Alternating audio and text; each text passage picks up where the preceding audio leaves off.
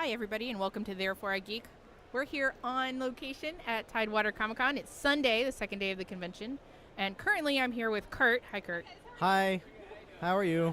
I'm good. So we wandered around a whole lot, and we've gotten have. a bunch of free stuff, including some free Legos and what else? I'm currently putting together a paper box Mario, which is actually kind of fun. Yeah, so we're learning as we go here. So this is what, the fourth convention that we've had a booth at. Yes. And as we go, we're learning what makes a fun booth. So right now we've got Star Wars lightsaber thumb wars that you can play. Also fun. We also have some cool little sticks with words and masks and things for selfies if you want to swing by and do that. We harassed the Geico gecko.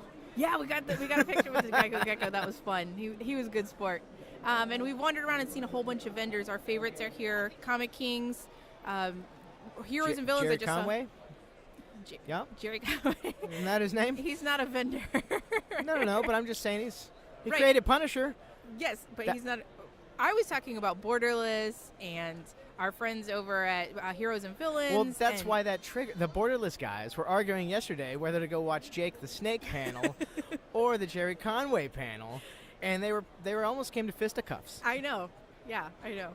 So, so we've seen a whole bunch of our friends wandering around, and hopefully we'll be able to snag them to get on the podcast a little bit later on. But for now, I just figured I'd let you guys know what we've been up to for the last 2 days, and we will be back a little bit later with some guests on. Should have been here. All right, guys, so we're back, and I'm talking to Squirrel Girl, who's been rolling around Comic-Con all day. Actually, I saw you yesterday as well. Yeah, I was here yesterday. Yeah. So what brought you to Comic-Con? Are you here by yourself? No, my mom's around here somewhere, and I don't know. I don't know where she went. And yeah, my dad was here yesterday, but he's at a gaming tournament today, so. Oh, gotcha. Yeah. Okay. Yeah. Yeah. So why did you decide to dress as Squirrel Girl? Because she's the mightiest character in the Marvel Universe. That's awesome. Yes, that's fantastic. Your costume is I saw you rolling around yesterday, and I wanted to grab you and bring you over, but it was kind of busy that day. Yeah, it was crazy crowded yesterday. Yeah, it was. So what's your favorite part of the Comic-Con so far?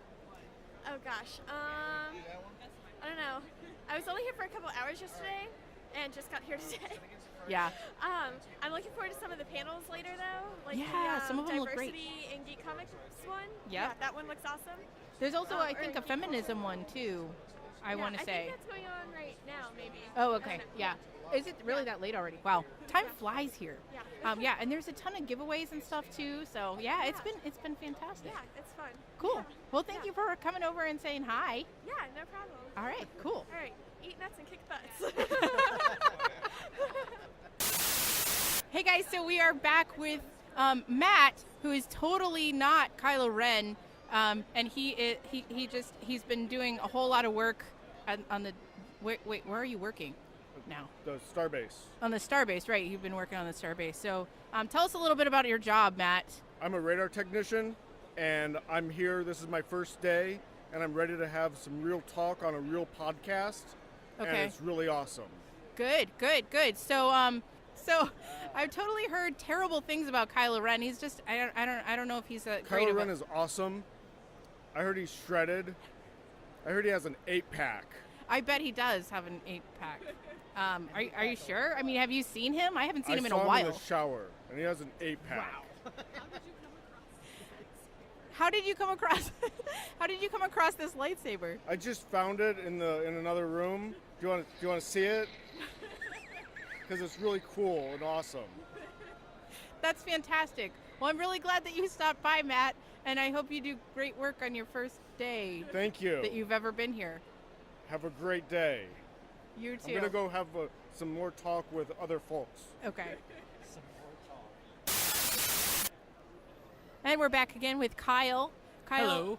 We're wrapping up Tidewater Comicon. It is about 4:30, and the doors close at 5, so we figured we'd do a quick recap of what we did at Tidewater.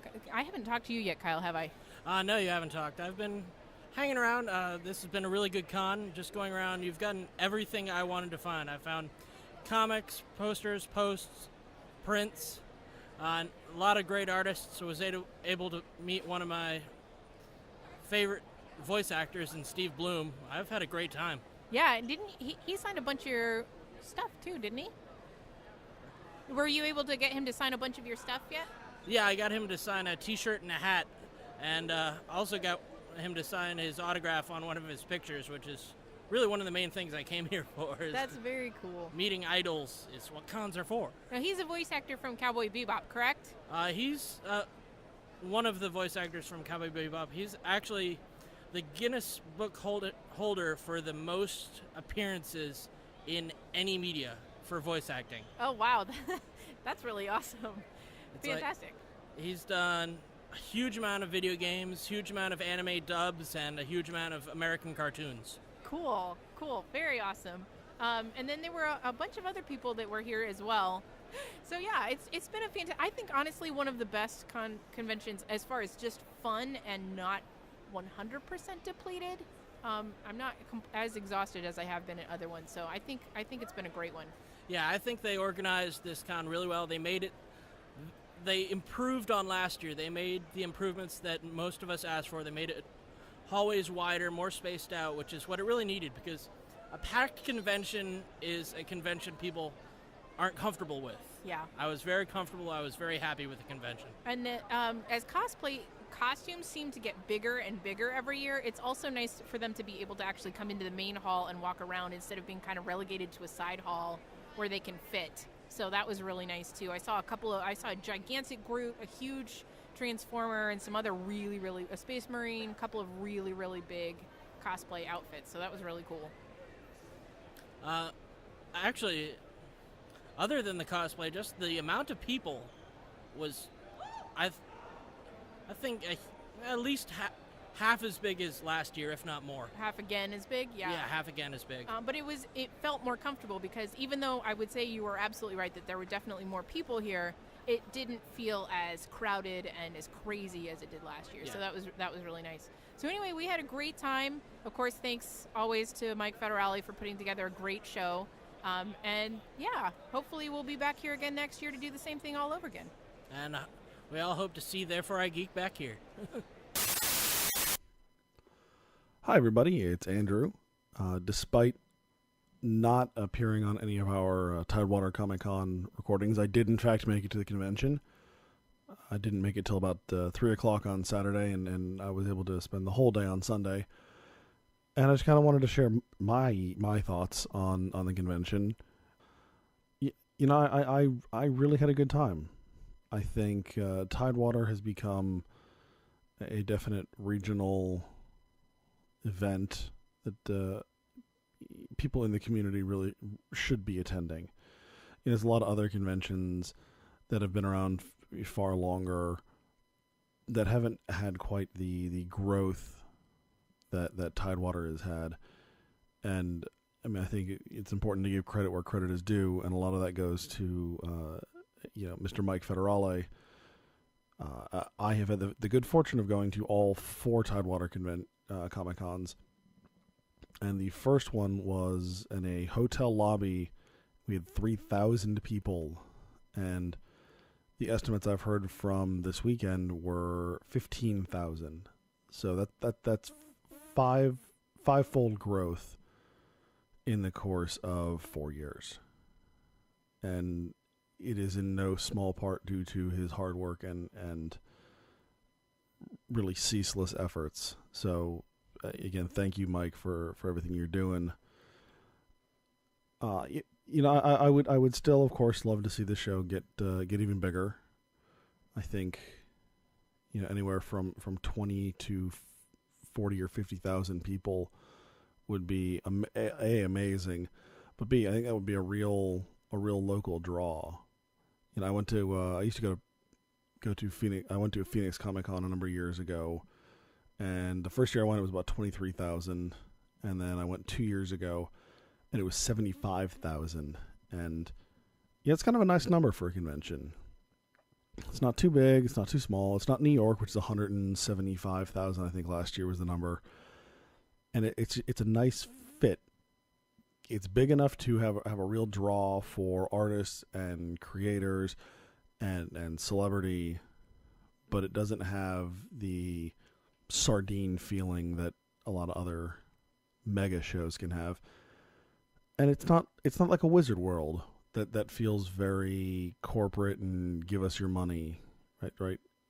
Mike has said repeatedly he wants us to feel like a party that's being thrown, and it really does. It feels like a community event, and that's I think one of its biggest appeals. Yeah, all in all, I think this is definitely, it's certainly an improvement over last year, as Tracy and Kyle alluded to earlier, and I think it's got a lot of potential. I certainly know I had a good time, and I know a lot of other people who did as well. So, again, I mean, already looking forward to next year. Can't wait to get my tickets. Therefore, Geek will absolutely be having a presence. We really enjoy getting out and interacting with the community, and this is a fantastic opportunity for us to do so. So obviously, I know this is kind of a short podcast. Obviously, in part, we had, full disclosure here, we had some recording issues on Saturday, so we recorded a number of other sessions, and they unfortunately were lost. And at an event such as this, you really can't go back and remake those kind of things. So there's that, and you can probably hear it a little bit in my voice that I'm a little under the weather right now. Thankfully, it's not con crud, though it obviously sounds like it. No, this was wonderfully shared by a coworker of mine. So that's also why the podcast is coming up late, as I've been rather ill the last couple of days. So, but definitely worth time and effort to get to Tidewater. And I think if those of you obviously local should make every effort to come. And I think people who are regional, Carolinas, DC, definitely make the effort to come, because it's becoming pretty legit here. So, folks, if you like what we do, head on over to thereforeigeek.com. Check out our blog posts and our podcasts. You can find us on Facebook, on Twitter, and on Instagram. And you can find this podcast and other podcasts like it on iTunes, Stitcher, SoundCloud, which we're very excited about, and also now YouTube. We are still working to fill our back catalog of YouTube, but the current episodes will be on YouTube as they come out. So make sure you head over and check us out there too. So once again, I'm Andrew, and you've been listening to Therefore I Geek.